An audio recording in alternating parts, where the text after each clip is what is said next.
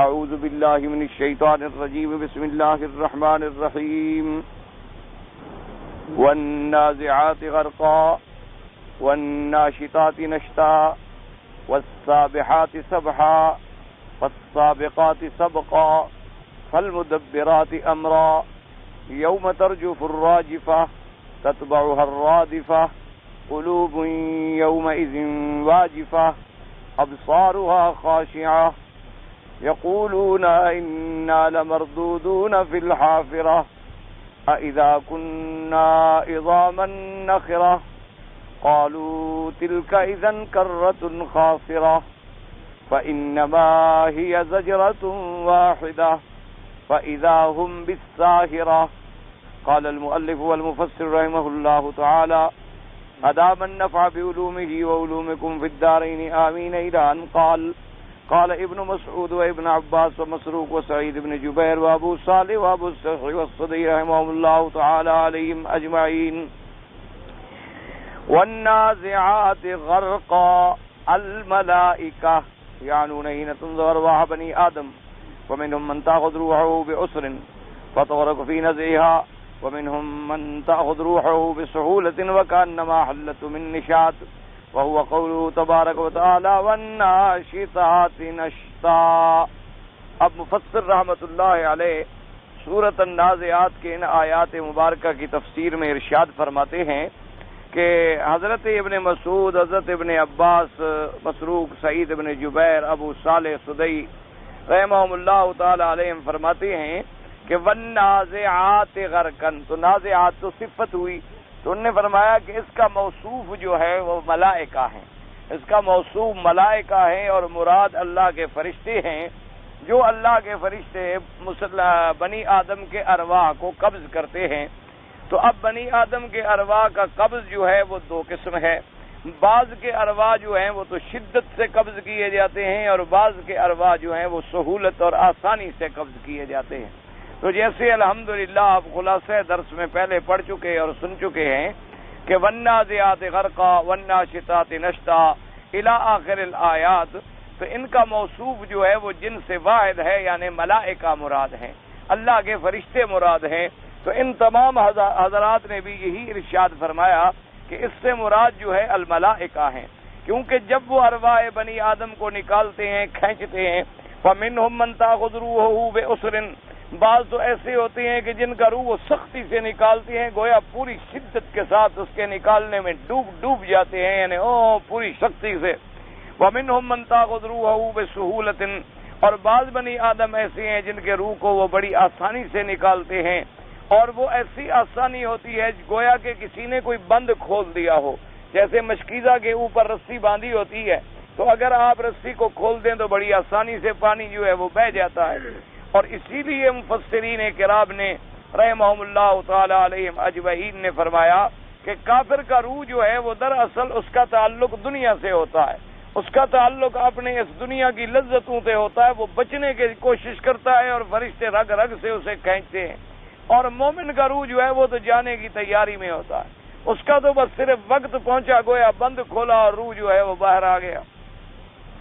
اس لیے فرماتے ہیں قال ابن عباس وان ابن عباس رضی اللہ تعالی عنہ والنازعات ہی انفس الکفار تنزع ثم تنشط ثم تغرق فی النار. حضرت ابن عباس رضی اللہ تعالی عنہ فرماتی ہیں کہ نازعات سے مراد یہ ہے کہ کافروں کے روح جب کھینچے جاتے ہیں، سختی کے ساتھ ان کو کھینچا جاتا ہے اور اس کے بعد ان کو سختی کے ساتھ جو ہے دوزخ کی آگ میں ڈالا جاتا ہے، کیونکہ جب آدمی مر گیا تو عذاب شروع ہو گیا، ورنہ دوزخ تو اصل شروع ہوگی قبر کے بعد. جب دوبارہ زندگی ہوگی اس کے بعد جہنم والے جہنم میں اور جنت والے جنت میں. لیکن آدمی جب مر جاتا ہے اذا مات قامت قیامتہ، اس کی گویا قیامت قائم ہو گئی اور عالم برزخ سے ہی اس کے لیے عذاب جو ہے وہ شروع ہو جاتا ہے. اور مومن کے لیے جو ہے وہ راحت اور آرام اور ثواب جو ہے وہ مرنے کے بعد ہی سے شروع ہو جاتا ہے. رواہ ابن ابی حاتم وقال مجاہد والنازعات غرقا، نے فرمایا اس سے مراد جو ہے موت ہے، یہ صفت ہے موت کی. وقال الحسن وقتادہ والنازعات غرقا والناشطات نشطا. حضرت حسن اور قتادہ فرماتی ہیں کہ یہ موصوف ان کا جو ہے وہ ستارے ہیں. جیسے میں نے عرض کیا تھا کہ بعض علماء فرماتے ہیں کہ ان کا موصوف ملائکہ ہے، اور بعض علماء فرماتے ہیں کہ نہیں موت مراد ہے، اور بعض علماء نے یہ بھی فرمایا کہ ان سے مراد وہ ستارے ہیں جو ڈوبتے ہیں، جو کھلتے ہیں، جو نکلتے ہیں۔ وقال عطاء بن ابی رباح فی قوله تعالی والنازعات والناشطات القصی فی القتال، حضرت عطاء بن ابی رباح کا ایک قول مبارک یہ بھی ہے کہ نازعات سے مراد یہ ہے کہ جنگ کے دوران جب کمان میں سے تیر کھینچ کے مارے جاتے ہیں، لیکن مفسر فرماتا ہے والصحیح والاول وعلیہ الاکثرون، کہ سب سے صحیح قول اور راجح قول جو ہے وہ پہلا ہے کہ اس سے مراد اللہ کے فرشتے ہیں۔ اصل میں بات یہ ہے کہ نازعات کا اطلاق جو ہے نا جی وہ، اور پھر غرقن کا اطلاق موت پر بھی ہو سکتا ہے، اس کا اطلاق ستاروں پہ بھی ہو سکتا ہے، ستارے ڈوب جاتے ہیں، ستارے نکل آتے ہیں، اور اس کا اطلاق جو ہے اس کمان پر بھی ہوتا ہے جس کو کھینچ کے تیر مارے جاتے ہیں۔ اس لیے بعض علماء کرام نے ان اقوال کا ذکر بھی فرمایا، لیکن راجح قول اور صحیح قول جو ہے وہی پہلا ہے جس پر اکثر ہیں اور جمہور ہیں کہ اس سے مراد اللہ کے فرشتے ہیں، اور اللہ کے فرشتے جو ہیں وہ معین ہیں اور مقرر ہیں ارواح بنی آدم کے قبض کرنے پر۔ اور یہ بھی یاد رکھ لیں کہ تمام قرآن پاک کی آیات مبارک کو جمع کیا جائے اور تمام احادیث پاک حضور پاک صلی اللہ علیہ وسلم کے فرامین مبارکہ اور مقدسہ کو جمع کیا جائے تو بات یوں سمجھ آتی ہے کہ اصل میں موت کی ذمہ داری اور روح نکالنے کی ڈیوٹی جو ہے وہ ملک الموت کے ذمہ ہے، جس کو اسرائیل بھی کہتے ہیں۔ اچھا، ملک الموت جو ہیں پھر ان کے ساتھ اللہ کے کتنے فرشتے ہیں جو ان کے معاون ہیں، جو ان کے خادم ہیں، جو ان کے تابع ہیں، پھر ان کے حکم پر وہ کام کرتے ہیں۔ تو اس لیے چونکہ قرآن پاک نے کبھی تو یہ ارشاد فرمایا کہ اللہ یتوفی الانفس، اللہ پاک خود روح کو پورا لے لیتے ہیں، اور کہیں ارشاد فرمایا کہ ثم توفته رسلنا، نسبت کر دی گئی ملائکہ کی طرف، اور کہیں نسبت کی گئی یتوفاکم ملک الموت الذی وکل بکم۔ اصل کیا ہے؟ اصل حقیقی قبض جو ہے وہ اللہ کی طرف۔ اب ملک موکل بھی معمور من اللہ ہے، اور ملائکہ جو ہیں وہ بھی معمور من اللہ ہیں۔ تو اب ملائکہ جو ہیں اب ارواح بنی آدم کو جب وہ قبض کرتے ہیں تو وہ دو قسم ہو گئی، ایک ارواح المؤمنین ہے اور ایک ارواح کفار ہے۔ ارواح مومنین جو ہیں بیسر و سہولت و نشاط، بڑی آسانی سے وہ نکالتے ہیں، اور ارواح کافر جو ہے وہ بالنزع، اس لیے فرمایا گیا والنازعات غرقا، کہ اس کو سختی کے ساتھ تنزع، کہ اس کو کھینچا جاتا ہے اور نکالا جاتا ہے اور شدت کی جاتی ہے اس پر۔ تو یہی قول جو ہے وہ راجح ہے، اور اسی کو حافظ ابن کثیر رحمۃ اللہ علیہ نے بھی راجح قرار دیا ہے۔ اس لیے فرمایا کہ اقوال تو ہم نے سب ذکر کر دیے، لیکن والصحیح الاول وعلیہ الاکثرون، پہلا قول جو ہے وہی راجح ہے، اور اسی کی طرف جو ہے جمہور اسلاف جو ہیں وہ مائل ہیں۔ اور اس کے بعد اللہ پاک نے فرمایا واما قوله تعالی والسابحات سبحا، فقال ابن مسعود رضی اللہ تعالی عنہ ہی الملائکہ، انہوں نے کہا اس سے مراد بھی ملائکہ ہیں۔ اصل کہتے ہیں سبحا، کہتے ہیں پانی میں تیرنا، پانی میں تیرنا جو ہے اس میں تمام اعضاء حرکت کرتے ہیں، اور گویا کہ جی پانی میں تیرتا تیرتا چلا جا رہا ہے تو فرشتوں کا کثرت سے اترنا، چڑھنا، جانا، آسمانوں سے آنا، اس کو تشبیہ دی گئی سابحات۔ اس لیے فرماتے ہیں کہ اس سے مراد بھی ملائکہ ہیں۔ ورویان علی و مجاہد و سعید بن جبیر و ابی صالح مثل ذالک، حضرت علی، حضرت مجاہد، سعید بن جبیر نے بھی فرمایا اس سے مراد ملائکہ ہیں۔ وان مجاہد رحمہ اللہ والسابحات سبحا، انہوں نے فرمایا اس سے مراد بھی موت ہے۔ وقال قتادہ النجوم، انہوں نے فرمایا کہ اس سے مراد جو ہیں وہ تارے ہیں۔ وقال عطاء ابن ابی رباح ہی السفن، انہوں نے فرمایا سابحات سبحا سے مراد کشتیاں ہیں جو پانی پہ تیرتی پھرتی ہیں۔ تو لیکن راجح قول اس میں بھی وہی ہے جو پہلا ہے۔ وقوله تبارک و تعالی فالسابقات سبقا، وعن علی ومسروق ومجاہد وابی صالح والحسن بصری یعنی الملائکہ، حضرت علی، حضرت مسروق، حضرت حسن بصری فرماتے ہیں اس سے مراد بھی ملائکہ ہیں۔ قال لازم سبقت الایمان والتصدیق، حضرت حسن نے فرمایا کہ فالسابقات سبقا۔ اب یاد رکھیں اس میں دو قول ہیں، ایک تو آپ نے جو خلاصہ درس میں سنا تھا کہ اللہ کے فرشتے جو ہیں وہ مومن کے روح کو لے جانے میں ایک دوسرے پہ سبقت کرتے ہیں کہ میں جلدی لے جاؤں، وہ کہتا ہے میں جلدی لے جاؤں، وہ کہتا ہے میں جلدی لے جاؤں۔ ایک معنی یہ ہے، اور ایک ترجمے کی طرف ابھی مفسر نے اشارہ فرمایا تفسیر میں کہ بعض مفسرین اور بعض اسلاف صالحین یہ بھی فرماتے ہیں والسابقات سبقا، کہ یہ ملائکہ کی صفت ہے، یہ فرشتوں کی صفت ہے کہ فرشتے جو ہیں وہ سب سے پہلے اللہ پر ایمان لے آئے اور اللہ کی تصدیق کی، کیونکہ فرشتے تو آدم علیہ السلام سے پہلے موجود تھے نا۔ اللہ نے فرشتوں سے کہا وَإِذْ قَالَ رَبُّكَ لِلْمَلَائِكَةِ إِنِّي جَاعِلٌ فِي الْأَرْضِ خَلِيفَةً، اچھا وہ پہلے موجود بھی تھے اور اللہ پر ایمان بھی لا چکے تھے، چونکہ لا يَعْصُونَ اللَّهَ مَا أَمَرَهُمْ وَيَفْعَلُونَ مَا يُؤْمِرُونَ، اور اسی لیے انہوں نے کہا نحن نسبح بحمدک ونقدس لک، کہ یا اللہ ہم تیری تسبیح اور تقدیس میں مشغول ہیں۔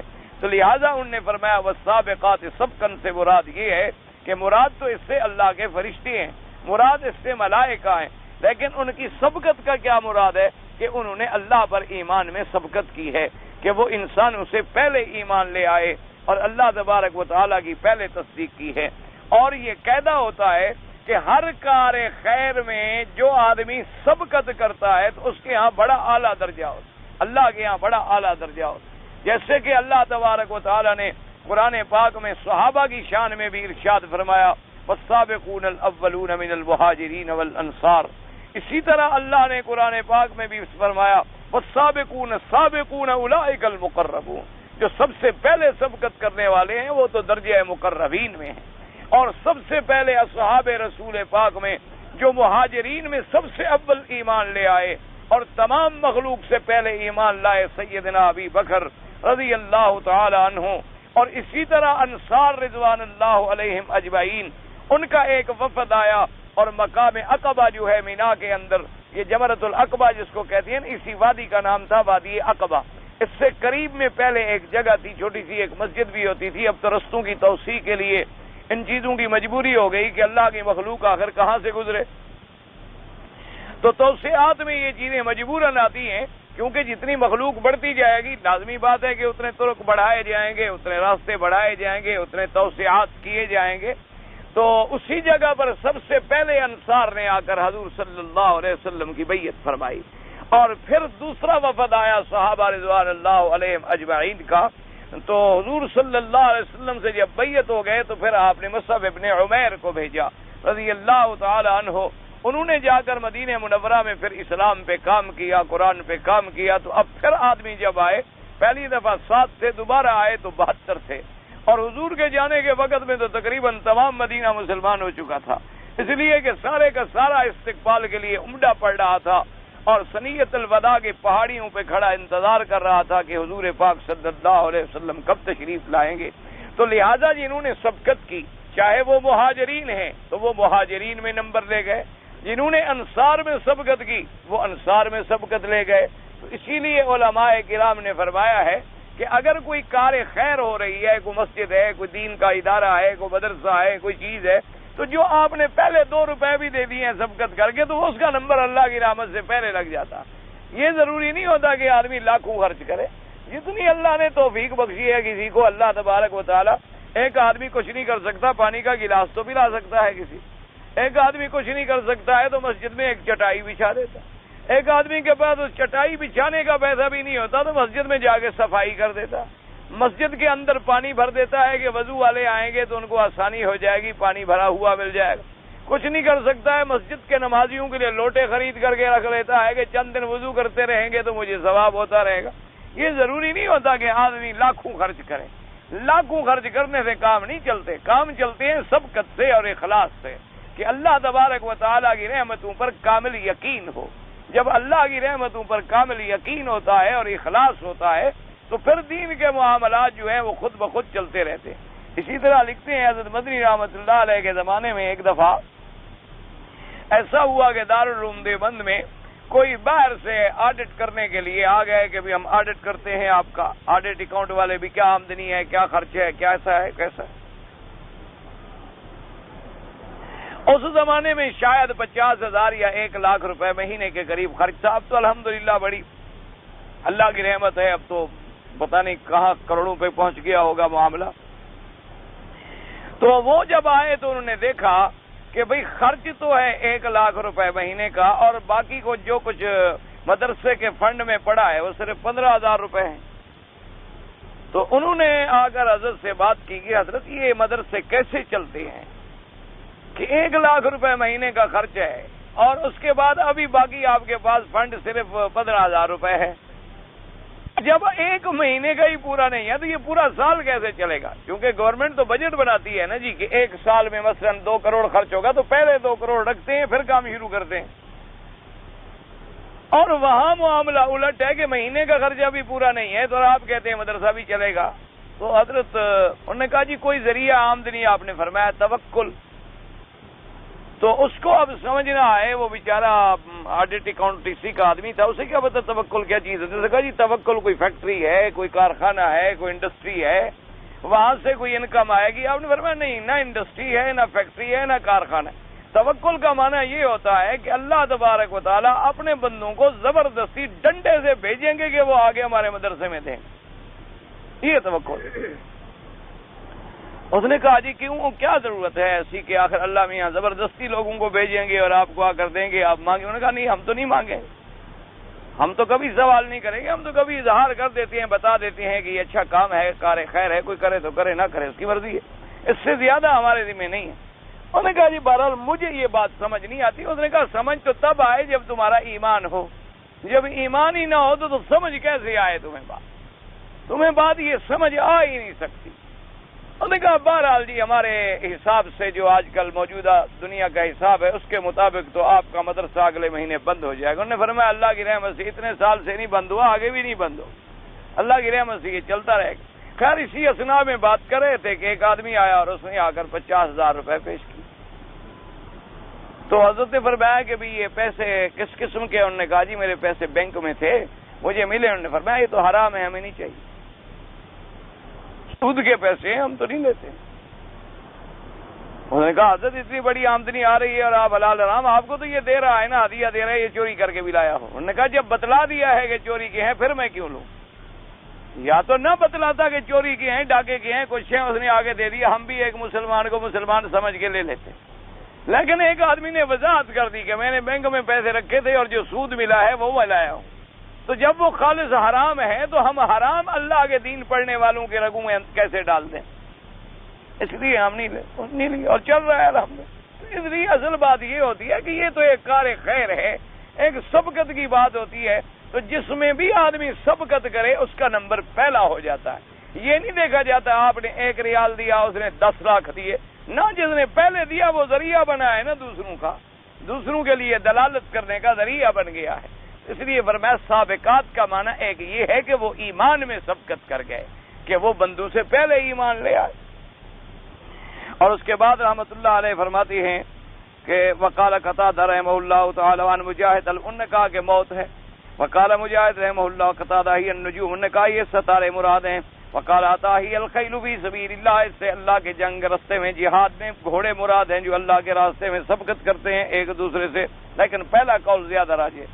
وقوله تبارک وتعالى فالمدبرات امرا، قال علی ومجاہد وطاو ابو صالح والحسن وقتادہ والربیع بن انس السدیہی الملائکہ زاد الحسن تدبر الامر من السماء الى الارض يعني بامر ربها عز وجل، ولم يختلفوا في هذا، ولم يقطع ابن جرير المراد في شيء من ذلك الا انه حكى في المدبرات امرا انها الملائکہ ولا استطلانفا۔ اب مفسر رحمت اللہ علیہ فرماتے ہیں کہ فالمدبرات امرا، اس سے کیا مراد ہے؟ فرماتے ہیں کہ اس سے مراد جو ہے تمام کے نزدیک فرشتے ہیں جو آسمانوں سے زمین کے تمام معاملات کی تدبیر کرتے ہیں اللہ تبارک و تعالیٰ کے حکم سے۔ اب مفسر فرماتے ہیں کہ اس مسئلے میں، اس آیت میں کسی نے اختلاف نہیں کیا، سب نے کہا اس سے مراد فرشتے ہیں۔ یعنی پہلی آیتوں میں تو کچھ اقوال تھے نا، کسی نے کہا موت ہے، کسی نے کہا ستارے ہیں، کسی نے کہا گھوڑے مراد ہیں، کسی نے کہا فرشتے ہیں، لیکن مدبرات امرن میں کوئی اختلاف نہیں، سب نے کہا کہ اس سے مراد تو فرشتے ہیں۔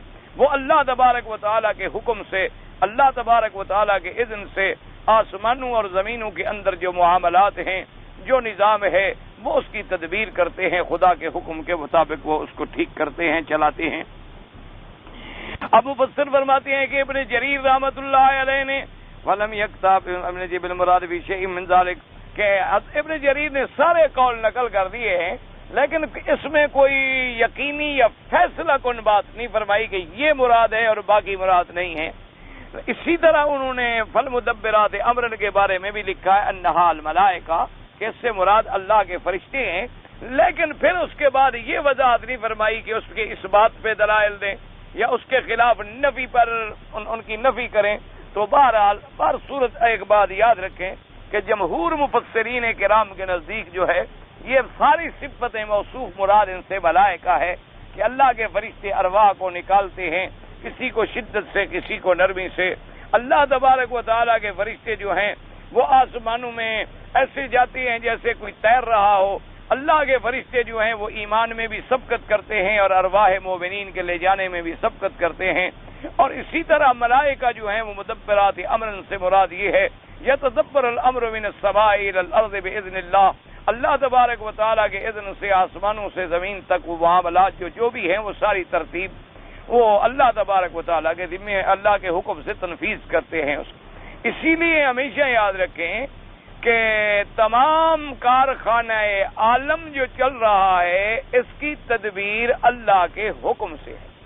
ایک بات ہمیشہ یاد رکھیں، یعنی ایمان والے آدمی مومن آدمی کو یہ یقین کامل ہونا چاہیے، اور جب یہ یقین کامل ہو جائے تو آدمی لاکھ غموں سے چھوٹ جاتا ہے۔ کیوں؟ مثال کے طور پر موت ہے، حیات ہے، بیماری ہے، صحت ہے، دکھ ہے، سکھ ہے، غنا ہے، فقر ہے، جب یقین ہو جائے کہ میرے اللہ کے منشے سے ہے میں تو کچھ نہیں کر سکتا، جب میرے اللہ کا حکم اسی طرح ہے تو پھر پریشانی کا سوال ہی نہیں۔ اس لیے قرآن نے ایک جملے میں مسئلہ حل کر دیا، فرمایا وَمَن يُؤْمِن بِاللَّهِ يَهْدِ قَلْبَهُ، اللہ نے فرمایا جو اللہ پر شخص ایمان لے آئے اس کے قلب کو ہم سیدھے راستے پہ لگا دیتے ہیں، پھر اس کا دل پریشان ہوتا ہی کیوں، وہ سمجھتا ہے کہ بھی یہ تو اللہ کا نظام ہے اور یہ ہونا ہے، اس کو دنیا کی کوئی طاقت ٹال ہی نہیں سکتی۔ اللہ نے بچہ دے دیا الحمدللہ، لے لیا تو الحمدللہ، اللہ نے مجھے غریب بنا دیا اس کو امیر بنا دیا الحمدللہ، میں نے کام کیا نقصان ہو گیا اس نے کیا فائدہ ہو گیا الحمدللہ، بھی اللہ کا نظام اسی طرح ہے، میرا ایمان ہے، اسی میں اللہ کی حکمتیں، اور اللہ جو کچھ بھی بندے کے لیے فرماتے ہیں وہ خیر ہی خیر ہوتا ہے، لیکن ہم سمجھ نہیں سکتے۔ ایک آدمی کو نوکری نہیں ملی وہ بڑا چیخے گا، روئے گا، بھاگے گا، پریشان ہوگا، اتنا عرصہ ہو گیا نوکری نہیں ملی، تنخواہ نہیں ملی، روزگار نہیں ملی، میں بڑا پریشان ہوں، طواف کر رہا ہوں، دعائیں مانگ رہا ہوں، کچھ بھی نہیں ہو رہا ہے، تو یہ حالانکہ اس کی غلطی ہے۔ اگر اس کا ایمان ہو تو اس نہ ملنے میں اس کے لیے کوئی بہتری ہے جس کو وہ سمجھ نہیں رہا۔ ممکن ہے کہ اس کو کام ملتا اور اس سے بڑا نقصان ہو جاتا، اللہ نے اس کو کام تو نہیں دیا لیکن کسی بڑی مصیبت سے بچایا ہوا ہے، اس بات کو وہ جان نہیں رہا۔ اسی طرح یقین رکھیں کہ تمام کارخانہ عالم کا نظام جو ہے وہ اللہ کے ہاتھ میں، باقی اسباب ہیں دنیا کے کہ گرم ہوا لگے گی ہم کہیں گے گرمی ہے، ٹھنڈی ہوا لگے گی تو ہم کہیں گے ماشاءاللہ جی ٹھنڈی ہے، ہوا چل رہی، بخار آئے گا تو ہمیں تکلیف ہوگی اور صحت ہوگی تو ہمیں خوشی ہوگی۔ اسی طرح ظاہری اسباب میں جنگ ہوگی، دو پارٹی لڑیں گے، ایک جیت گیا ایک ہار گیا، ورنہ سارے فیصلے آسمانوں پہ ہوتے ہیں، عرش پہ ہوتے ہیں، اللہ پاک فرماتے ہیں، اسی کے حکم پہ ساری نظام دنیا چل رہا ہے، سارے معاملات جو ہیں وہ اسی کے حکم پہ چل رہے ہیں۔ اور اللہ تبارک و تعالی کبھی کبھی اپنی شان قدرت کا اظہار فرما دیتے ہیں تاکہ ایمان والوں کا ایمان تازہ ہو جائے اور ایمان والوں کے ایمان کو اور قوت ملے اور بڑھ جائے ایمان، اور کافر جو ہے اس کے لیے وہ زیادہ سے زیادہ تحدید اور وعید ثابت ہو جائے کہ آدمی تصور بھی نہیں کر سکتا کہ اتنی بڑی سرخ سامراج کی قوت جو آج سے یعنی چند دن پہلے تک پوری دنیا کو چیلنج کر رہے تھے اپنی قوت کا، اللہ نے اپنے ملک میں ٹکڑے ٹکڑے کر دیا۔ یہ یہاں سے سمجھ آتا ہے کہ کوئی نظام چلانے والا اور ہے۔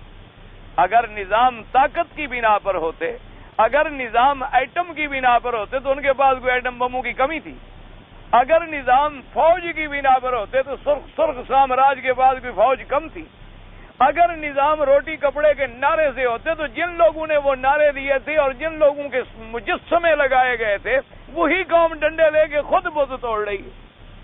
کسی کافر سے آپ توقع کر سکتے تھے کہ وہ بتوں کو توڑ ڈالے گا، مجسمات کو توڑ ڈالے گا؟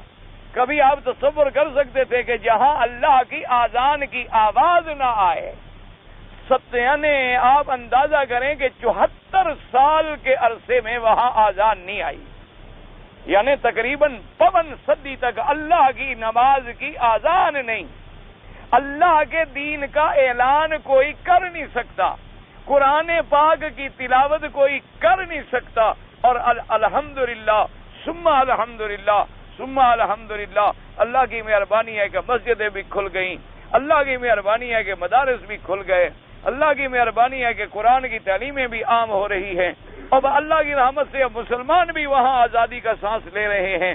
تو یہ اس چیز کو دیکھنے کے بعد مومن کا ایمان بڑھ جاتا ہے کہ واقعی میرا اللہ فیصلے آپ کرتے ہیں، یہ دنیا والے کچھ نہیں ہے۔ تو ایک ظاہری بات ہے، یہ تو ہم نے ایسے سمجھا ہوا تھا کہ یہ ظاہری طاقت ہے اور قوت ہے اور اس کے اندر سپریم پاور ہے اور فلاح ہے، لیکن چند نہتے مسلمانوں نے، چند داڑھیوں والے مسلمانوں نے، چند بے تربیت مسلمانوں نے، چند وہ لوگ جنہوں نے کبھی جنگ نہیں لڑی ہے لیکن اللہ کے دین پر ایسی قربانی دی ہے نا جی کہ اس قربانی کا نتیجہ یہ نکلا کہ کفر اپنے ملک میں ٹکڑے ٹکڑے ہو گئے۔ اللہ تبارک و تعالیٰ آپ دیکھیں خون مسلم کام کر گیا کہ نہیں کر گیا؟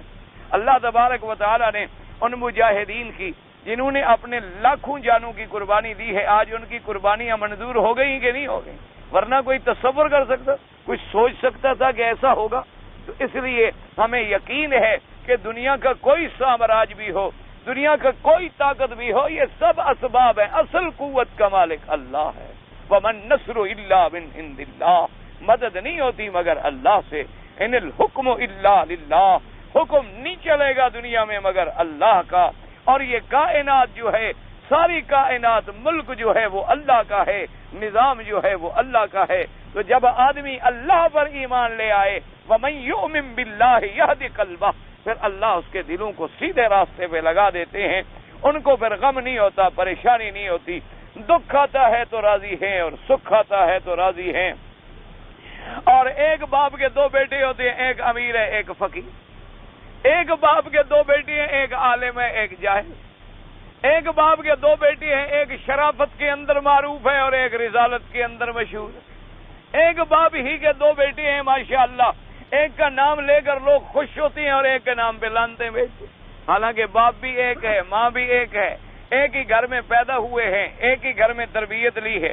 اچھا اب آپ دیکھیں، اسی طرح نظر ڈالیں، کتنی علماء کے بچے ہیں اللہ معاف فرمائے جن کی زندگیاں کبوتر اڑانے میں گزر گئی، اور کتنی جناب جاہلوں کے بچے ہیں جن کو اللہ نے عالم بنا کر مسندوں پہ بٹھا دیا، کتنی سیدوں کی اولاد ہے بھنگ پیتے پیتے مر گئی، اور کتنی جناب میراثی اور چھوٹی قوموں کی اولادیں ہیں جو مسند نشین ہوئے اور جناب اتنے بڑے دین کے کام کیے کہ سید ان کے ہاتھ چومتے ہیں۔ تو یہ اللہ تبارک و تعالیٰ کی دین ہے، اللہ تبارک و تعالیٰ کا نظام ہے، اس لیے آدمی کو اپنا ایمان کامل رکھنا چاہیے۔ اب یہ قدرت کا نظام نہیں ہے کہ حضور کا رشتہ دار ہو، چاچے کی اولاد ہو، یعنی دادا ایک بنتا ہو، ابو جہل جہنم میں جائے اور بلال جنت میں جائے۔ یعنی آپ اندازہ کریں کہ حضرت بلال تو آئے حبش سے، نہ قوم ملتی ہے، نہ قبیلہ ملتا ہے، نہ نسب ملتا ہے، نہ جنس ملتی ہے، نہ رنگ ملتا ہے، نہ شکل ملتی ہے، اور اس کے بعد جو قریبی رشتہ دار ہیں، ابھی لہب ہے، ابھی جہل ہے، عتبہ عتیبہ ہے، شیبہ ربیعہ ہے، ولید بن المغیرہ ہے، جن کا نسب ایک ہے، قبیلہ ایک ہے، قوم ایک ہے، رشتہ داری ہے، وہ جہنم۔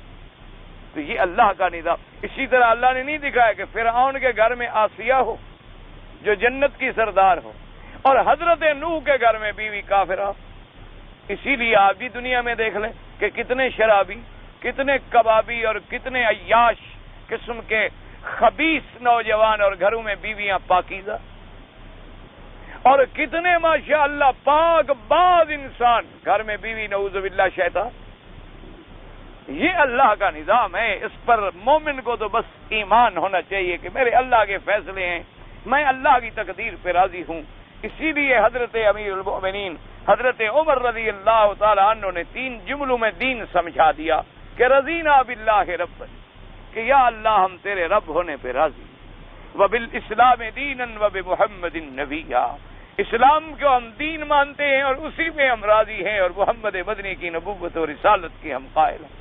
تو اس لیے دین کا معنی ہی ہے کہ آدمی اللہ کی رضا پہ راضی ہے، اور جب بھی کوئی حرکت دیکھے، سکون دیکھے، تغیر دیکھے، تبدل دیکھے کہ اللہ کا حکم ہے، الحکم الا للہ، اللہ کا حکم ہے۔ اب یہ فرشتے مدبرات امر، لیکن تدبرون الامر من السماء الى الارض بامر اللہ، باذن اللہ، اللہ کے اذن اور اللہ کے امر سے تدبیر کرتے ہیں، ورنہ فرشتوں کی کیا طاقت ہے؟ اللہ حکم دے دے کھڑے ہو جاؤ، بس ختم. اللہ حکم دے دے نہیں اترنا ہے، نہیں اتر ہی نہیں سکتے. اللہ حکم دے دے وہ آسمانوں سے نیچے نہیں جانا ہے، بس ختم. اللہ نے حکم دے دیا جاؤ، آ گئے. حکم دے دیا نہ جاؤ، رک گئے. وہ تو اللہ کے احکام کے تابع ہیں. اسی لیے اللہ تبارک و تعالی رحمت فرمائے اپنے عقیدوں کو صاف رکھا کریں. جب تک آدمی کا عقیدہ میرا بھائی ٹھیک نہیں ہوگا نا، پھر نجات نہیں ہوگی. آدمی لاکھ نمازیں پڑھے، تہجدیں پڑھے، لاکھ آدمی روزے رکھے، لاکھ آدمی مجاہدے کرے، مراقبے کرے، ذکر اذکار کرے، لاکھ آدمی سر مارے، الٹا لٹک جائے، نجات نہیں ہوتی جب تک عقیدہ ٹھیک. اپنے عقیدوں کو درست کر لیں. اسی لیے علماء نے فرمایا، ایک بات میں نے پڑھی کتاب میں، بڑی عجیب بات لکھی ہے اللہ کے ایک ولی نے. انہوں نے فرمایا کہ ہمارے علماء اس دور میں جو برباد ہوئے ہیں تو ان کا تعلق جو ہے وہ ان کے اندر یعنی ان لکھا عجیب جملہ تھا کہ من علمائنا شبہ الیہود ومن عبادنا شبہ النصارى. کیا معنی؟ انہوں نے کہا ہمارے مولوی جو برباد ہوئے ہیں ان کے اندر تو تشابہ پایا جاتا ہے یہود کا، اور ہمارے جو عابد زاہد پیر فقیر قسم کے لوگ برباد ہوئے ہیں ان میں تشابہ پایا جاتا ہے نصرانی میں. کیا مطلب؟ کہ یہود کو اللہ نے تورات دی، علم دیا، فضل دیا، بڑی عزت دی، عظمت دی، تو انہوں نے کہا جی ٹھیک ہے اللہ نے ہمیں علم، لیکن اللہ کے بھیجے ہوئے بندوں کو تعلق چھوڑ دیا.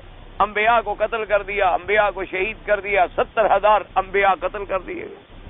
انہوں نے کہا ہمارے پاس تورات ہے، علم ہے، فہم ہے، عقل ہے، بس ہم خود کرتے رہیں گے، پڑھتے رہیں گے، چلتے رہیں گے، عمل کرتے رہیں گے، ہمیں کیا ضرورت ہے ان کی. تو انہوں نے کتاب اللہ کو تو پکڑ لیا لیکن اللہ کے بندوں سے تعلق توڑ دیا. اور نصرانی جب آئے مقابلے پر ان کو حکم ہوا تھا عبادت کا، زہد کا، ریاضت کا، وہ ایسے پیر بنے کہ انہوں نے جناب رجال یعنی رجال اللہ کو تو پکڑ لیا، بندوں کو تو پکڑ لیا اور کتاب اللہ کو چھوڑ دیا. انہوں نے کہا سب کچھ جو ہے یہی بزرگ ہے، سب کچھ انہی سے ملتا ہے، سب کچھ حضرت عیسیٰ سے ملے گا، بی بی مریم سے ملے گا، ان احبار و رہبان سے ملے گا، اربابا من دون اللہ. انہوں نے اپنے بزرگوں کو اللہ کے علاوہ رب بنا لیا. انہوں نے کہا سارے اختیارات اب اللہ نے ان کو دے دی. تو انہوں نے کہا کہ اب ہمارا جو مولوی اپنے علم پہ گھمنڈ کرتا ہے اور اللہ والوں سے تعلق نہیں جوڑتا تو وہ یہودیوں کی مشابہت پائی گئی کہ اس نے کتاب کو تو پکڑا لیکن اللہ کے بندوں سے تعلق توڑ لیا. اور ہمارا کوئی عابد زاہد آدمی وہ ساری زندگی اپنے پیروں فقیروں سے لگا رہتا ہے، اللہ کے قرآن سے تعلق توڑ بیٹھتا ہے. اور صراط مستقیم کب ملے گی کہ ہمارا تعلق کتاب اللہ سے بھی ہو اور ہمارا تعلق اللہ کے بھیجے ہوئے پیغمبروں کے بعد صحابہ، پھر تابعین، پھر تبع تابعین، پھر ائمہ، پھر اولیاء اللہ، ان سے بھی تعلق ہو اور ان کو ہم دیکھیں کتاب اللہ کی روشنی میں کہ اللہ کی روشنی میں ولی ہے کہ نہیں ہے. اس لیے پھر جا کر آدمی کا ایمان جو ہے وہ سلامت رہ سکتا ہے. اللہ تبارک و تعالی آپ کو بھی اور مجھے بھی اسی لیے حضور پاک کی ایک دعا مبارک ہے، فرمایا اللہم انی اسألک ایمانی یباشر قلبی ویقینا صادقا حتی اعلم بانہ لن یصیبنی الا ما کتبت لی، کہ میرا اللہ مجھے ایسا ایمان نصیب کر کے میری رگ رگ میں شامل ہو جائے اور مجھے ایسا یقین قلب نصیب فرما کہ مجھے یقین ہو جائے کہ جو بھی مصیبت پہنچی ہے آپ نے لکھی ہو. جب آپ نے لکھی ہے اس کو کوئی ٹال تو سکتا نہیں، اور جو مجھے نہیں پہنچنی ہے مصیبت جو آپ نے میرے لیے نہیں لکھی ہے ساری دنیا مخالف ہو جائے مجھے نہیں پہنچا سکتی. قل نہیں یصیبنا الا ما کتب اللہ لنا هو مولانا. اللہ تبارک و تعالی نے فرمایا میرا مدنی آپ فرما دیں کہ ہمیں ہرگز نہیں پہنچ سکتا مگر وہ جو اللہ نے لکھا ہے، وہی ہمارا والی ہے، وہی ہمارا ناصر ہے، وہی ہمارا مولا ہے، وہی ہمارا معین ہے، وہی ہمارا مددگار ہے، وہی حاجت روا اور مشکل کشا ہے. اسی پہ ہمارا توکل ہے اور اسی پر ہی مومن جو ہے وہ توکل کرتے ہیں. تو جب آدمی کا یہ ایمان ہو جائے، آدمی اللہ کی رضا و قضا پہ راضی ہو جائے اور ایمان کامل ہو جائے، پھر اس کو تکلیف نہیں ہوتی، پریشانی نہیں ہوتی. یہ پریشانیاں پتہ ہے کیوں ہوتی ہیں کہ ایمان نہیں ہوتا. اگر ایمان مضبوط ہو تو پریشانی کا کوئی سوال ہی پیدا نہیں ہوتا. اور اس کے بعد جناب فرماتے ہیں وقولہ تبارک و تعالی یوم ترجف الراجفہ تتبعها الرادفہ. قال ابن عباس رحمہ اللہ رضی اللہ تعالی عنہما النفقتان الاولى والثانیہ. حضرت ابن عباس رضی اللہ تعالیٰ عنہ فرماتے ہیں الراجفہ سے مراد النفقۃ الاولی ہے. الرادفہ سے مراد جو ہے النفخۃ الثانیہ، دو نفخے ہوں گے نا، نفخۃ الصعق و نفخۃ البعث. نفخ فی الصور فصعق من فی السماوات ومن فی الارض الا من شاء اللہ ثم نفخ فیہ اخری فاذا هم قیام ینظرون. ایک نفخہ اولا ہوگا، ایک نفخہ ثانیہ ہوگا. حضرت ابن عباس رضی اللہ تعالیٰ عنہ فرماتے ہیں یوم ترجف الراجفہ، جس دن وہ آئے گا نفخہ اولا اور زمینوں میں اضطراب آئے گا، اور پھر اس کے پیچھے کیا آئے گا؟ رادفہ. رادفہ اصل کہتے ہیں کسی کو آدمی گھوڑے پہ اپنے پیچھے بٹھا لے، تو پہلے نفخے کے بعد پھر دوسرا نفخہ آئے گا. اس لیے انہوں نے فرمایا کہ اس سے مراد نفختان ہیں، النفخۃ الاولی والنفخۃ الثانیہ. وہکذا قال مجاہد والحسن وقتادہ والضحاک وغیر واحد. وان مجاہد اما الاولی وہی قولہ جل وعلا کہ نفخہ اولا کیا ہے؟ یوم ترجف الراجفہ. فقہ قول تبارک و تعالی عظمتہ جلت عظمتہ یوم ترجف الارض والجبال، جس دن زمینوں میں بھونچال آئے گا اور پہاڑوں میں بھونچال آئے گا. والثانیۃ ہی الرادفہ، اور نفخہ ثانیہ کیا ہے؟ رادفہ. فہی کقولہ تبارک و تعالی، جیسے اللہ نے فرمایا وحملت الارض والجبال فدکتا دکتا واحدہ، کہ جب ہم زمینوں کو اور پہاڑوں کو اٹھا لیں گے پھر ان کو کر دیا جائے گا ریزہ ریزہ. وقت قال الامام احمد حدثنا وکی قال حدثنا سفیان عبد اللہ بن محمد بن عقیل بطفیل بن ابی بن کعب بن نبی قال قال رسول اللہ صلی اللہ علیہ وسلم جاءت الراجفۃ تتبعها الرادفہ جاء الموت بما فيه فقال رجل یا رسول اللہ مرایت انجل صلاتی کلها علیک قال اذن يكفيك الله ما اهمك من دنياك واخرتك. وقد روى الترمذي ونجير بن حاتم بن سفيان الثوري الى اخره. اب امام احمد رحمۃ اللہ علیہ نے ابی بن کعب نبی روایت کی ہے، قال رسول اللہ صلی اللہ علیہ وسلم، ہمارے آقا حضور پاک سرکار مدینہ اللہ کے کروڑوں صلاۃ و سلام ہوں آپ کی ذات مبارک پر، آپ نے فرمایا جاءت الراجفۃ تتبع الرادفہ، آپ نے فرمایا راجفہ تو آ گیا اور اس کے پیچھے آئے گا رادفہ. کیا مانا؟ حضور نے فرمایا جب موت انسان کے لیے آ گئی گویا اس کے لیے تو قیامت قائم ہو گئی. تتبع الرادفہ، اب جب دوبارہ سور پھینکا جائے گا تو پھر زمینوں سے اس کو زندہ کر کے اللہ پاک نکالیں گے. جیسے فرمایا منہا خلقناکم وفیہا نعیدکم ومنہا نخرجکم تارۃ اخری. اللہ نے فرمایا اسی مٹی سے ہم نے تم کو پیدا فرمایا اور اسی مٹی میں ہم تمہیں لوٹا کے لائیں گے اور اسی مٹی سے ہم تمہیں پھر دوبارہ کھڑا کریں گے. تو حضور نے فرمایا راجفہ تو آ گیا، یعنی ہر آدمی پر جب موت آتی ہے تو گویا پہلا جھٹکا تو آ گیا. اب اس کے بعد تتبع الرادفہ، اب اس کے بعد پھر آئے گا نفخہ ثانیہ نفخۃ البعث. ایک صحابی نے عرض کیا کہ یا رسول اللہ صلی اللہ علیہ وسلم، اگر میں اپنا سارا وقت جو میں نے اپنے اوراد وظائف کے لیے رکھا ہے آپ پر درود پڑھنے میں خرچ کر دوں. کیوں صحابی گھبرا گیا نا کہ اب موت آئی پھر قیامت آئے گی. تو اس نے کہا کہ حضور میں، اور ایک حدیث پاک میں ایک دوسرے اسلوب سے ہے، اس میں یوں ہے. تو اس نے عرض کیا کہ یا رسول اللہ صلی اللہ علیہ وسلم اجعل صلاتی، میں اپنی ساری عبادت نافلہ یعنی میں آپ پر درود کے اندر سارا وقت جو ہے صرف کر دوں. اس کا معنی یہ نہیں ہوتا کہ نماز بھی نہ پڑھوں روزے بھی نہ رکھوں صرف درود پڑھتا رہوں، یہ معنی نہیں ہوتا. اسی لیے مصیبت ہوتی ہے نا، لوگ یہ حالت میں پڑ جاتے. بعض لوگ پھر یہی عقیدہ رکھ لیتے ہیں حضور پہ درود پڑھو بس بات تو کافی ہو گئی. جب آپ درود پڑھ لیں گے، صلاۃ سلام پڑھ لیں گے، میلاد کر لیں گے، آپ جناب 12 ربیع الاول کو جھنڈیاں لگا لیں گے، دودھ شود کی سبیلیں لگا کے تقسیم کر دیں گے، بس بات کافی ہو گئی، حضور راضی ہو گیا تو سارا مسئلہ حل ہو گیا.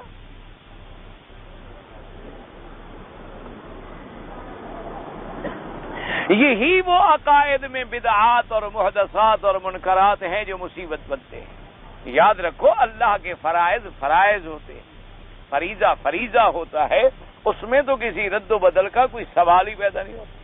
اللہ نے جو نمازیں فرض کی، اللہ نے زکوٰۃ فرض کی، اللہ نے حج فرض کیا، اللہ نے روزے فرض کیے، یہ مسائل کا تعلق یہ نہیں ہوتا کہ ایک آدمی کہے کہ اچھا جی نماز نہیں پڑھوں گا میں درود پڑھتا رہوں گا. وہ تو نماز نہ پڑھنے سے کافر ہو جائے گا، درود کافر پڑھتا رہے گا. ایک نماز ترک کر دینے سے تو کفر کا فتویٰ ہے امام احمد بن حنبل رحمۃ اللہ علیہ کا. اچھا باقی ائمہ کے نزدیک بھی فاسق فاجر تو ہو گیا، انہوں نے بھی کہا کہ اقرب الی الکفر ہے، کفر کے قریب چلا گیا ہے. تو جب ہمیشہ 2-2 4-4 سال نمازیں نہ پڑھے اس کے بارے میں پھر وہ کہا جی میں چونکہ درود پڑھ کرنا، یہ معنی ہوتا ہے کہ اللہ کے فرائض کی پابندی کروں گا، اللہ کے احکام کی پابندی کے بعد اب جو میرے اوقات ہیں فارغ جن میں میں اور وظائف پڑھتا ہوں، اس میں اگر میں صرف آپ پر درود بھیجتا رہوں تو آپ نے فرمایا ٹھیک ہے پڑھا کرو، اللہ تبارک و تعالیٰ دنیا اور آخرت کے تیرے غم جو ہیں وہ دور کر دے گا، اللہ تبارک و تعالیٰ دنیا اور آخرت کی پریشانیاں جو ہیں وہ دور فرما دیں گے۔ اسی لیے بڑے بڑے علماء نے اور بڑے بڑے اللہ کے عباد صالحین نے لکھا ہے کہ درود شریف کی جتنی آدمی سے کثرت ہو سکے، جتنی آدمی سے ہمت ہو سکے، زیادہ سے زیادہ درود شریف پڑھا کرے۔ چلتے ہوئے، بیٹھے ہوئے، کام کر رہے ہو، ڈیوٹی میں کھڑے ہو، کوئی بات نہیں، آپ گاڑی میں ہیں، بس میں ہیں، وضو ہے نہیں ہے، کوئی بات نہیں، آپ پڑھتے رہیں، کیونکہ جتنی آدمی درود زیادہ پڑھے گا اتنی قیامت میں حضور پاک صلی اللہ علیہ وسلم کا قرب نصیب ہوگا۔ لیکن شرط یہ ہے کہ اللہ کے فرائض کا پابند ہو، عقیدہ خالص ہو، عقیدہ صحیح ہو، عقیدے میں خالص توحید ہو، اور پھر کثرت سے درود پاک ہو، تو اس سے بڑی نعمت کوئی نہیں۔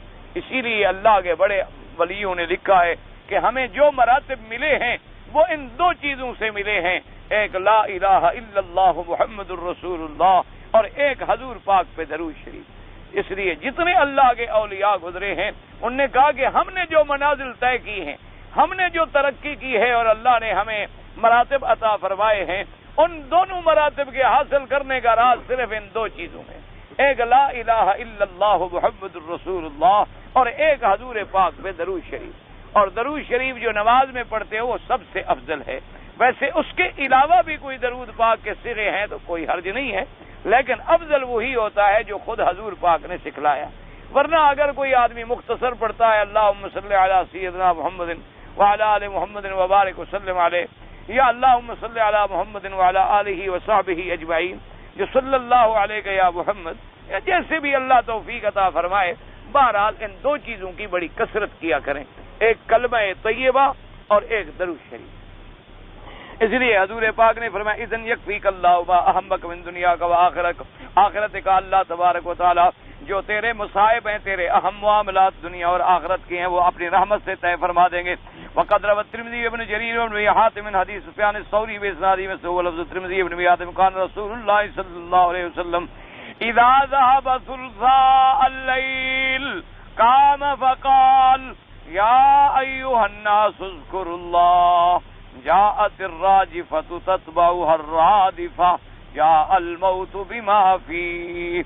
حضرت امام ترمذی رحمۃ اللہ علیہ نے ابن ابی حاتم نے ایک روایت فرمائی ہے کہ جب 2/3 رات کی گزر جاتی تو حضور پاک فرماتے کہ اے لوگو اللہ کا ذکر کرو، اللہ کو یاد کرو، اللہ کی عبادت کرو۔ جاءت الراجفہ، وہ پہلا جھٹکا تو آ گیا، یعنی کیا، موت آ گئی، اور اس کے بعد پھر آئے گا تتبع الرادفہ، اور نفخہ ثانیہ جب ہم قبروں سے اٹھائے جائیں گے۔ وقوله تبارک و تعالی قلوب یومئذ واجفہ، قال ابن عباس رضی اللہ تعالیٰ عنہ یعنی خائفۃ، کہ اس دن دل جو ہیں وہ ڈرے ہوئے ہوں گے۔ تو قاعدہ یہ ہے کہ ہر چیز کی بنیاد جو ہے دل پر ہے، یہ ہمیشہ یاد رکھا کریں کہ مثلا کان ہے سنتا ہے، آنکھ ہے دیکھتی ہے، ناک ہے سونگھتا ہے، دماغ ہے سوچتا ہے، لیکن یہ سب کا تعلق جو ہے پھر دل کے ساتھ۔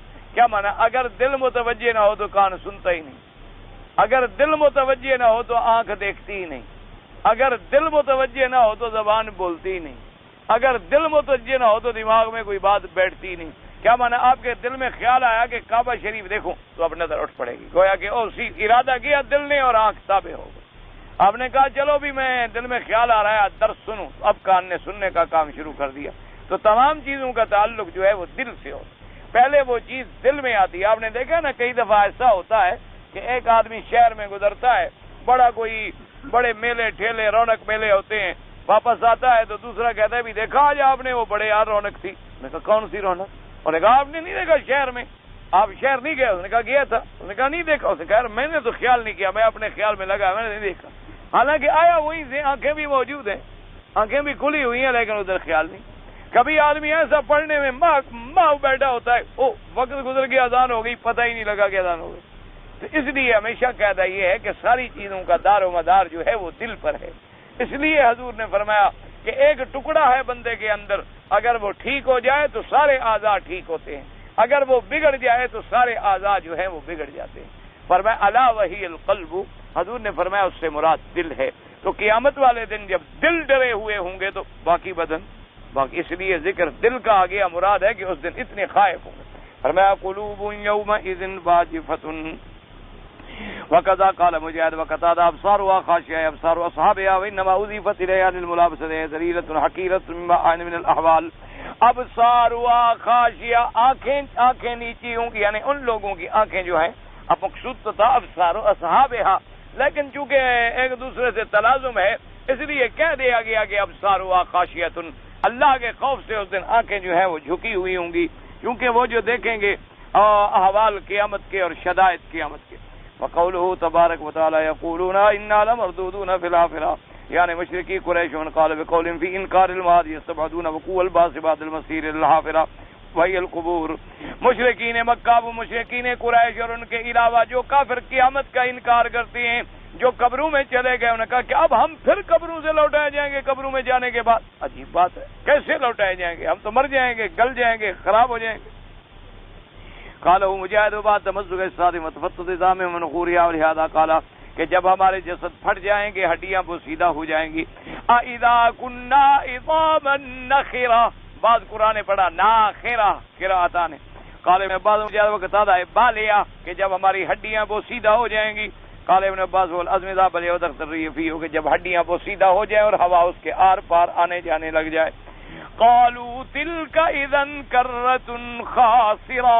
وعن ابن عباس ومجاہد محمد بن کعب وإکرمہ وسعید بن ابی مالک الصدی وقتادہ الحافرۃ والحیاۃ بعد الموت.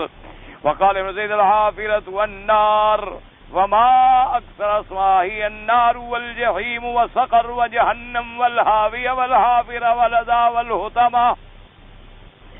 انہوں نے کہا کہ پھر تو یہ ہمارا بڑا ٹوٹے کا سودا ہوگا. بعد نے کہا کہ حافرہ سے مراد کیا ہے کہ مرنے کے بعد دوبارہ اٹھنا. بعد نے کہا کہ حافرہ سے مراد یہ ہے کہ پھر ہمیں جہنم ملے گی، یعنی وہ کہتے تو تھے نعوذ باللہ مذاق کرتے ہوئے. اور مفسر رحمۃ اللہ علیہ نے فرمایا کہ جہنم کتنی بڑی بلا ہے، اس کے کتنے نام ہیں. اللہ نے اس کا قرآن میں فرمایا نار، اس کا نام ہے جہیم، اس کا نام ہے سقر، اس کا نام ہے جہنم، اس کا نام ہے حاویہ، اس کا نام ہے حافرہ، اس کا نام ہے لظا، اس کا نام ہے حطمہ، اس کا نام ہے. جتنے کثرت نام ہوتے ہیں تو دلالت کرتے ہیں اس کے حول پر اور شدت پر. وَأَمَّا قَوْلُهُمْ تِلْكَ إِذًا كَرَّةٌ خَاسِرَةٌ فَقَالَ محمد بن کعب قالت قریش نحیانا اللہ بعد ان نموت نخسرن. قریش کہنے لگے، یہ کہے عقیدے سے نہیں رہتے، کہے یعنی مذاق میں رہتے، جیسے تم کہتے ہو کہ ہم قبروں سے اٹھیں گے، اگر ایسا ہوا تو پھر تو بڑا گھاٹا ہے، پھر تو ہمارا بڑا نقصان ہوگا، لیکن ہم اٹھنا تھوڑا ہے. یعنی کہنے کا مقصد نعوذ باللہ انکار اور استہزاء تھا. کہنے لگے کافر قریش کے لئن احیانا اللہ بعد ان نموت، اللہ نے اگر ہمیں زندہ کیا مرنے کے بعد تو ہم تو پھر بڑے گھاٹے اور تروٹے میں ہوں گے. قال اللہ تعالی فانما هي زجرۃ واحدۃ فاذا هم بالساہرہ، ای فانما هو امر من اللہ لا مثنویۃ فیہ ولا تاکید. فاذا الناس قیام ينظرون وهو امر تعالی اسرافیل فینفخ فی الصور نفخۃ البعث فاذا الاولون والآخرون قیام بین ید الرب عز وجل ينظرون كما قال تبارک وتعالی. اللہ نے فرمایا فانما هي زجرۃ واحدہ، ایک جھڑک بس. یہ تھوڑا ہے کہ اللہ دو دفعہ آرڈر کریں گے، اللہ بار بار حکم کریں گے. اللہ کو کیا ضرورت؟ وہاں تو بار بار حکم کی ضرورت ہی نہیں، وہاں تو بس صرف ایک دفعہ کن فیکون ہو گیا، بس اتنی دیر میں ہو جائے گا. فرمایا فاذا الناس قیام ينظرون کے لوگ کھڑے ہوئے دیکھ رہے ہوں گے.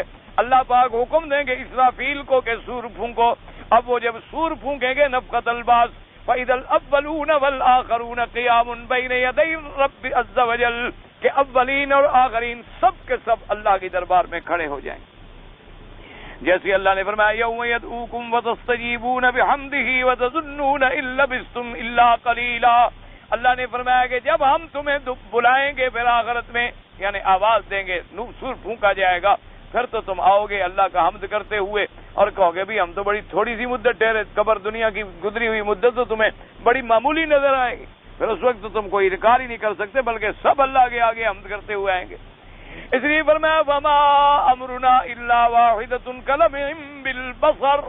اللہ نے فرمایا نہیں ہمارا امر مگر ایک بار حکم دیا بس ہو گیا، اور پلک جھپکنے میں. وقال تبارک و تعالی وما امر الساعة الا كلمح البصر او هو اقرب. اللہ کا حکم جو ہوگا قیامت قائم کرنے کا جتنی دیر میں آدمی پلک جھپکتا ہے اس سے بھی کم. قال مجاہد فانما هي زجرۃ واحدۃ صیحۃ واحدہ، ایک چیخ اس کے بعد ختم. قال ابراہیم التیمی شد ما يكون الرب عز وجل غضبا على خلقه يوم يبعثهم. حضرت ابراہیم تیمی فرماتے ہیں کہ جس دن اللہ تبارک و تعالیٰ اپنے بندوں کو قبر سے کھڑا کریں گے وہ اللہ کے سخت جلال اور غضب کا دن ہوگا. وقال الحسن البصری زجرۃ من الغضب، کہ وہ ایک آواز ہوگی شدت غضب سے. وقال ابو مالک والربیع بن انس زجرۃ واحدۃ هي النفخۃ الآخرہ، انہوں نے کہا اسی سے مراد جو ہے وہ نفخہ آخرہ ہے. وقوله تعالی فاذا هم بالساہرہ، قال ابن عباس الساہرۃ والارض كلها، ساہرہ سے مراد کیا ہے؟ زمین. وقضا قال سعید بن جبیر وقتادہ وابو صالح وقال اکرمۃ والحسن والضحاک وابن زید الساہرہ وجه الارض، انہوں نے کہا کہ زمین کے اوپر کا حصہ. وقال مجاہد كانوا باسفلها واخرجوا الى اعلاها، قال والساہرۃ والمکان المستوی، ساہرہ کہتے ہیں برابر سرابر، کیوں زمین پہ نہ پہاڑ ہے نہ کچھ ہے، پہلے زمین کے نیچے تھے پھر اللہ پاک ان کو زمین کے اوپر نکالیں گے قبروں. وقال الثوری الساہرۃ ارض الشام، انہوں نے کہا کہ شام کی زمین مراد ہے. وقال عثمان بن ابی العاتق الساہرۃ ارض بیت المقدس، انہوں نے کہا کہ بیت المقدس کی زمین مراد ہے، بیت المقدس بھی تو شام میں. وقال ابن وهب بن عباس الساہرۃ جبر الى جانب بیت المقدس. وهب بن منبہ فرماتی ہیں کہ ساہرہ ایک پہاڑ کا نام ہے، وہ بھی بیت المقدس کے قریب ہے. وقال قتادہ ايضا الساہرۃ جہنم، وهذه اقوال كلها غریبہ والصحیح انها الارض وجهها الاعلى. مفسر فرماتے ہیں یہ سارے قول جو ہیں ضعیف ہیں، کمزور ہیں. اصل مراد یہ ہے کہ اللہ پاک جب حکم دیں گے اور نفخہ ثانیہ پھونکا جائے گا تو وہ زمین کی سطح پہ آ جائیں گے. وقال ابن ابی حاتم حدثنا علی بن الحسین قال حدثنا ابن مبارک الشیخ الصالح قال حدثنا بشر بن السری قال حدثنا مصعب بن ثابت عن ابي حازم عن سالم بن سعد الساعدی وذاهم بالسائرہ قال ارض بیضاء افراء خالیۃ کالخبزۃ النقی. اللہ تبارک و تعالی جب ان کو زمین پہ لائیں گے تو زمین ہوگی سفید چٹیل میدان جیسے روٹی کا ٹکڑا، ایسے ہو جائے گی، کیونکہ پھر پہاڑ آڑ واڑ کچھ نہیں ہوگا. وقال الربيع بن انس فذاهم بالسائرة يقول الله عز وجل يوم تبدل الارض غير الارض والسماوات وبرزوا لله الواحد القهار. ويقول تعالى ويسألونك عن الجبال فقل ينسفها ربي نسفا فيذرها قاعا صفصفا لا ترى فيها عوجا ولا امتا. اللہ پاک نے فرمایا کہ اس دن پہاڑوں کو ہم اٹھا لیں گے، پھر زمین میں چٹیل میدان ہوگی، نہ اس کے اندر کوئی پناہ گاہ ہوگی نہ کوئی رکاوٹ ہوگی. وقال تعالی ويوم نسير الجبال وترى الارض بارزة، اللہ نے فرمایا جب ہم پہاڑوں کو چلا دیں گے آپ دیکھیں گے کہ زمین بالکل ظاہر ہو گئی. وبرزت الارض والتي عليها الجبال وهي لا تعد من هذه الارض وهي ارض لم يعمل عليها خطيئة ولم يحرق عليها دم. اللہ پاک نے فرمایا کہ پر زمین ایسے چٹیل اور میدان ہوگا کہ نہ پہاڑ ہوں گے نہ کوئی چیز ہوگی. لیکن مفسر نے فرمایا یاد رکھو یہ زمین نہیں ہوگی، وہ زمین ہی اور ہوگی، وہ ایسی زمین ہوگی جس پہ کبھی گناہ نہیں کیا گیا، وہ ایسی زمین ہوگی جس پہ کسی کا خون نہیں بہایا گیا. اللہ تبارک و تعالی زمینیں بدل ڈالیں گے، اللہ تبارک و تعالی آسمان جو ہیں بدل ڈالیں گے. یوم تبدل الارض غیر الارض والسماوات. اس لیے مفسر نے فرمایا کہ یہ زمین نہیں، وہ تو زمین ہی ایسی ہوگی جس پر کسی بندے نے گناہ ہی نہیں کیا. واللہ تعالی عالم علمہ اتم. یہ تسبیح کا معاملہ یہ ہے، ایک بات یاد رکھیں، اصل میں مشکل یہ ہوتی ہے کہ آدمی ایک طرف بڑھ جاتا ہے. سب سے افضل یہ ہے کہ آدمی جب بھی وظیفہ پڑھے تو اپنے انگلیوں پہ پڑھے. ایک بات یاد رکھیں، کیونکہ حضور صلی اللہ علیہ وسلم نے جب تعلیم دی تو فرمایا سبحان اللہ 33 بار، الحمدللہ 33 بار، اللہ اکبر 34 بار، لا الہ الا اللہ وحدہ لا شریک لہ 1 دفعہ. اسی طرح اور صحابہ رضوان اللہ علیہم اجمعین سے بھی. اور خدا کی قدرت ہے کہ بدن کا ذرہ ذرہ پھر قیامت میں گواہی بھی دے گا. تو سب سے افضل بالاتفاق یہ بات ہے کہ آدمی کوشش کرے کہ جتنا پڑھ سکتا ہے، نہ بھی گنے تو نہ گنے پڑھتا رہے، اور اگر کوئی ضرورت بھی ہو تو انگلیوں پہ پڑھے، اپنے عادات سے پڑھے تو یہ زیادہ. باقی علماء متاخرین نے کہا کہ یہ ایک ایسی چیز ہے جیسے کسی چیز کا آلت ذکر ہوتا ہے، یعنی یاد کرنے کا ایک ذریعہ ہے. جیسے کہ آج ہمیں آواز بلند کرنے کے لیے لاؤڈ سپیکر وغیرہ کے استعمال کی ضرورت ہو جاتی ہے، کہ بھئی اس کے ساتھ ذرا آواز دور پہنچ جاتی ہے اور نماز میں آسانی ہو جاتی ہے. اس طرح یہ بھی ایک ذکر کا اور یاد کرنے کا ایک ذریعہ ہے کہ ہاتھ میں ہوا تو بات یاد آ گئی, آدمی نے کچھ نہ کچھ پڑھ لیا, اور نہ ہوا تو بھول گیا. ورنہ اس میں کوئی شبہ نہیں ہے کہ افضل اعلیٰ آدمی بغیر گنے ہوئے پڑھے یا اگر گنے تو اپنی انگلیوں پہ پڑھے. یہ تو صرف اس کو اس درجے میں نہ لے جائے, کیونکہ صحابہ سے اور حضور صلی اللہ علیہ وسلم سے تسبیح لے کر موجودہ شکل میں پڑھنا ثابت نہیں ہے. بعض احادیث میں اتنا آتا ہے کہ کچھ صحابہ نے کچھ گٹھلیاں وغیرہ رکھی ہوئی تھی, اس پہ پڑھ لیتے تھے, اور اسی طرح بعض صحابہ سے کچھ اور روایات بھی منقول ہیں. تو بہر صورت اس کو آپ اتنا اہمیت بھی نہ دیں, اور نہ اس کو ایسے معاملے میں لے جائیں نعوذ باللہ کہ بھی اللہ پاک رحمت فرمائے کہ اگر کوئی پڑھ لے تو اس کے آپ بالکل اللہ معاف فرمائے سختی کے ساتھ پیش ہیں. نہ, بہرحال کوشش یہ کریں کہ انگلیوں پہ پڑھیں اور ہاتھوں پہ پڑھیں, وہ زیادہ افضل اور بہتر ہے. اس سے زیادہ ہے کہ یاد کرنے کا ذریعہ سمجھ لیں.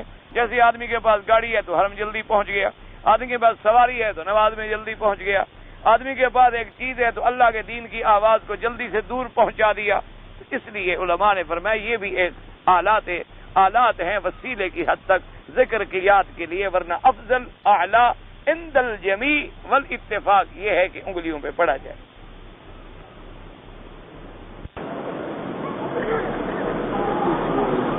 ہمارے ملک میں دکان ہندو کا ہے, ہندو سے لوگ خرید فروخت کرتے ہیں, کوئی حرج نہیں. کافروں کے ساتھ لین دین کرنا, تجارت کرنا, خرید فروخت کرنا کوئی منع نہیں. کافر چاہے ہندو ہو, کافر یہودی ہو, نصرانی ہو, سکھ ہو, کوئی بلا ہو, کافروں کے ساتھ لین دین, تجارت, لینا دینا, خرید فروخت کوئی منع نہیں. اصل اسلام نے جو منع کیا ہے وہ ہے قلبی دوستی, کہ مسلمان کبھی دلی دوست کافر کو نہ بنائے, دل میں اس کا یہ یقین نہ ہو کہ یہ میرا دوست بھی بن سکتا ہے.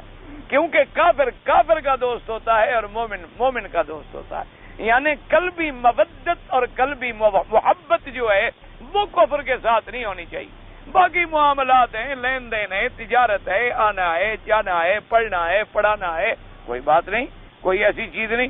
بعض علوم ایسے ہیں جو ہم کافروں کے پاس جا کے پڑھیں گے, کوئی بات نہیں. بعض ایسی جدید ٹیکنالوجی ہے جن کے حصول کے لیے ہمیں کافروں سے سیکھنا پڑے گا, کوئی منع نہیں. یا تجارت ہے, لین دین ہے, معاملات ہیں, کوئی حرج نہیں. کہتے ہیں جی ہمارے ملک میں یہ عقیدہ ہے کہ حضور صلی اللہ علیہ وسلم جب معراج پر تشریف لے گئے تو جب 7ویں آسمان پہ پہنچے تو پھر پیران پیر حضرت عبد القادر جیلانی کے کندھے پہ بیٹھ کے عرش پہ گئے. تو مقصد تو یہ ہوا کہ پیران پیر کو معراج پہلے ہوا.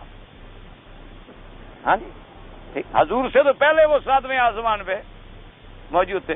اچھا, حضور کے زمانے میں پیران پیر پیدا بھی ہوئے تھے, کیا خیال ہے آپ؟ اب اندازہ فرمائیں یعنی جہالت کا کہ شان پیر کی بیان کر رہے ہیں اور توہین حضور کی کر رہے ہیں. یعنی پیر کی شان اتنی بڑھائی جا رہی ہے کہ حضور جب معراج پہ گئے تو عبد القادر جیلانی ہی کندھے پہ اٹھا کے عرش پہ لے گیا. تو کندھے پہ اٹھا کے عرش پہ لے گیا تو وہاں پہلے موجود تھے. اور پھر حضور صلی اللہ علیہ وسلم کے زمانے سے ان کی بعثت بھی پہلے ہو گئی.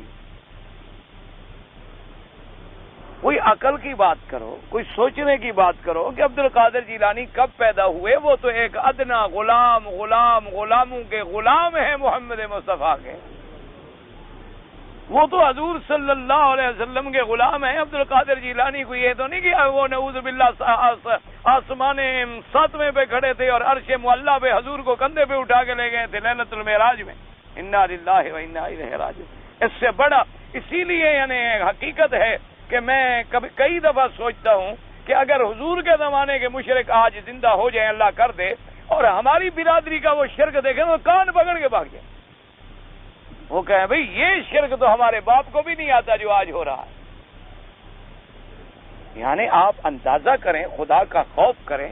بھئی کوئی پیران پیر ہوں یا اللہ کے ولی ہوں, وہ تو ولایت پر پہنچ نہیں سکتے جب تک غلام نہ بنے محمد مصطفیٰ کے. اور پھر معراج اللہ کے حکم سے ہوتا ہے کہ نبی اپنے منشے سے چلے جاتے ہیں. اللہ قرآن میں نبی کے لیے تو فرماتے ہیں اسرا بعبدی, میں نے سیر کرائی. عبد القادر جیلانی کے لیے کس نے کہا ہے کہ میں نے اس کو 7ویں آسمان پہ کھڑا کیا کہ جب حضور آ جائیں تو تم کندھے پہ اٹھا کے لے جانا. کوئی عقل کرو. ایسے عقیدے جاہلانہ رکھنے سے نتیجہ یہ نکلتا ہے اللہ پاک رحمت فرمائے، اللہ پاک رحمت فرمائے کہ انسان کفر اور شرک میں مبتلا ہو جائے. اللہ تبارک و تعالی. اب آپ دیکھ لیں، حالانکہ دیکھیں نا جی، مثال کے طور پر ایک بزرگ ہے، مثال ہے، اللہ کا ولی ہے، اللہ اس پہ کروڑوں رحمتیں فرمائے، لیکن ایک بطور خاص اس کے مزار پہ سبیل لگائی جائے تو مانا تو ہوا اللہ کے کعبے کی زمزم کا مقابلہ ہو رہا ہے نا، کہ اللہ نے جو اپنے گھر کے قریب ایک سبیل لگائی ہے تو ہم نے بھی تو اپنے مزاروں پہ سبیلیں لگا لی. تو اگر آپ نے فقیروں کو پلانا ہے ثواب اللہ دے گا، پیر دے گا، تو کسی گلی میں سبیل لگا لیں، پھر قبر پہ لگانے کی کیا ضرورت ہے؟ وہاں پلانے کی کیا ضرورت ہے؟ وہاں پلانے سے برکت آ رہی ہے، پلانے والے کے ہاتھ سے آ رہی ہے، قبر سے آ رہی ہے، تو برکت آ کہاں سے رہی ہے؟ پلانے والے کی داڑھی نہیں ہے، پینے والوں کی بھی اللہ کی رحمت سے نہیں. عقل کی بات کریں. آخر یہ آدمی ایسے چھوٹے چھوٹے مسائل میں گھس جاتے ہیں، جیسے وہ ایک آدمی آگے کرنے لگا جی یہ فاتحہ نہیں پڑھتے، 313 میرے پاس حدیثیں ہیں. وہ تمہیں داڑھی کی ایک حدیث بھی نہیں ملی، داڑھی مڈاتا ہے، داڑھی کی حدیث نہیں ملی اس کو.